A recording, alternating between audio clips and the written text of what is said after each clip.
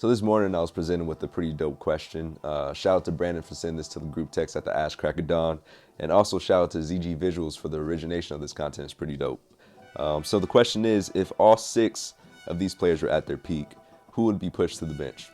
And originally I found a little bit of difficulty landing on a solid answer because as of this year, all of these players are most definitely 100% considered top 10 players of all time. But with that being said, upon pondering a little bit more, it was pretty obvious that Steph Curry would have to Curry slide to the bench, bro. I'm sorry, greatest shooter of all time by far, without a doubt. But when it comes to the remainder of this roster, the only liability that we may have would be defense in the guard position.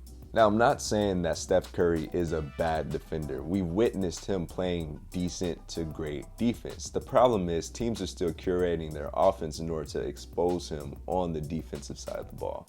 I'm also not saying that Steph Curry's getting cut. Dude is still coming off the bench and wreaking havoc. The greatest shooter of all time, hands down, is coming off the bench and going ham. It just so happens that we have other players that could potentially fill the spot that would be lacking at a guard position. For instance, LeBron James could bring the ball up, has a handle. Kobe Bryant could bring the ball up, has a handle. Michael Jordan could bring the ball up, has a handle. All 3 of those dudes can shoot and score at will. Shaq still dominates the paint at will. Larry Bird stretches the floor extremely well. With all of these players, 1 through 5, there's really no need for the amount of high volume shooting that Steph Curry brings to the floor.